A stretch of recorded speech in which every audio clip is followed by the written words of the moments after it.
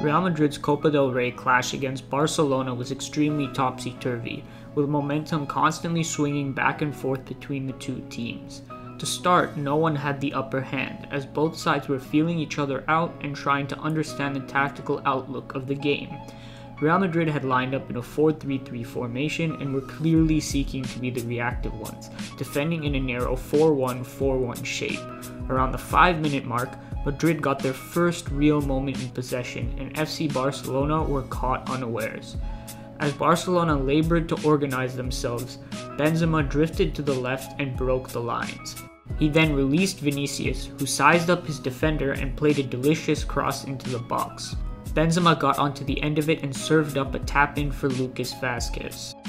Curiously, Solari's tactics, which had just led to a lead, looked a lot like Lopetegui's approach in the first half of the Clásico from earlier this season. If you saw our video on that match, you'll probably remember that Lopetegui's strategy cost him the game. So why was it more effective this time around? Well, while Vinicius and Lucas were certainly asked to pinch inwards and pressure central areas, Madrid were a lot less passive than in their previous encounter with Barcelona. Madrid were more willing to step up and occasionally press the opposition.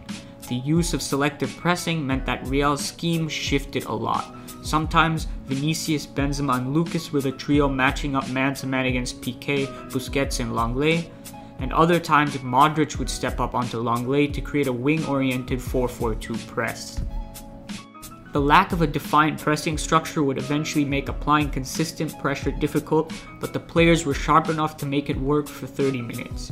This delayed Barcelona's ability to attack Madrid's lack of defensive width, which is partly why there was no Lopetegui-like collapse. The second reason had to do with Barcelona, who were simply poor on an individual level for most of the first half. After a brief period of control following the opener, the likes of Ivan Rakitic and Coutinho simply gave the ball away needlessly. This allowed Vinicius to burst forward on the counter, though he wasted opportunities through bad decision-making.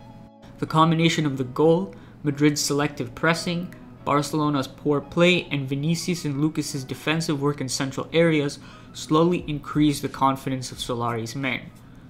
Around the 20-minute mark, following a Malcolm 1-versus-1 chance that was wrongly called offside, Madrid began to retain the ball better. Up until this point, Barcelona had largely restricted Madrid's on-ball threats to counterattacks via the application of a 4-4-2 high press. Arthur would step out of midfield to pressure Varane, while protecting the passing lane to Marcos Llorente. Luis Suarez would move in tandem to close down Ramos, triggering actions by Coutinho and Malcolm to pressure Madrid's fullbacks. This naturally forced Busquets to create a double pivot with Rakitic that marked Modric and Kroos. The boost in confidence mentioned before was enough to enable Madrid to finally break past this pressure. Ramos and Varane's distribution became sharper, and Modric made clever off-the-ball moves that helped break the lines. By creating a 50-50 possession battle, Barcelona had less opportunities to make the most of an already inefficient attack.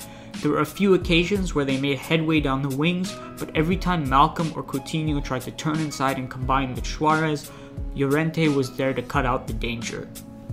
Then, around the half-hour mark, the lack of clarity around Madrid's pressing structure began to reveal itself, and Barcelona finally started making real inroads.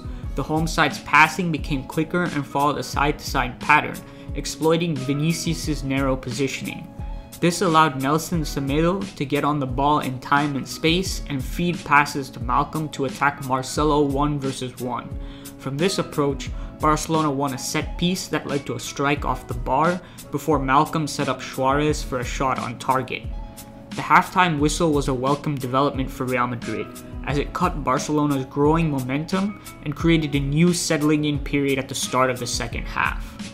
Nothing seemed to happen for a solid 10 minutes, as Barcelona tried to figure out whether Madrid had adjusted their defensive scheme. It seemed that they had, for Lucas dropped deep to mark Jordi Alba in moments, but it wasn't consistent, and in the 55th minute, Barcelona nearly took advantage. Lenglet avoided a lunging tackle from Lucas and found Alba with a long ball. The left back tried to find Suarez, but could only watch as his intended target fouled Ramos. Barcelona were not made to rue that mistake, as 2 minutes later they scored from a similar situation. It started with Lucas not sticking close enough to Alba, again allowing the speed demon to dash into the box. Sergio Ramos, who had originally been marking Malcolm, abandoned his assignment to protect his goal. As that happened, Keylor Navas came off his line and parried the ball into Suarez's path, who knocked an effort off the post. Marcelo should have reacted to Ramos abandoning Malcolm, but he didn't, and the Barcelona right winger equalized in time and space.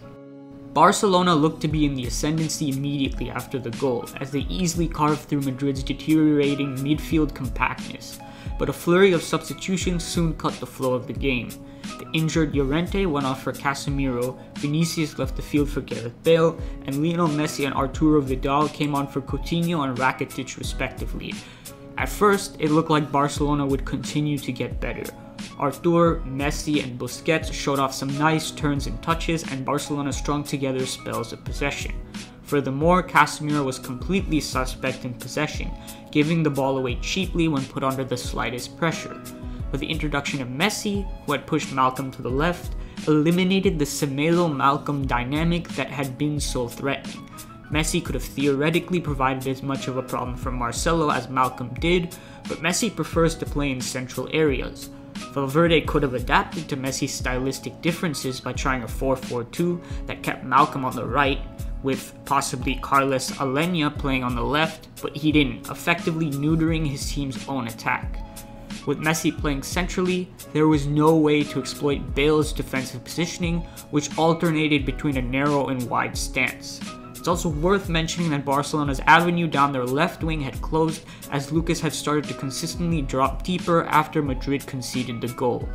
Having no other pattern of play to turn to, Barcelona wasted their monopoly over possession, and Madrid hit back with a counter in the 80th minute when Ter Stegen came out and failed to clear the ball. Benzema fed Bale with a half-open goal in front of him, but the Welsh Dragon took an extra touch and saw his shot blocked by Semedo.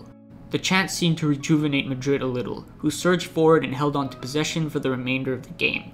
However, like Barcelona, they did little with the ball.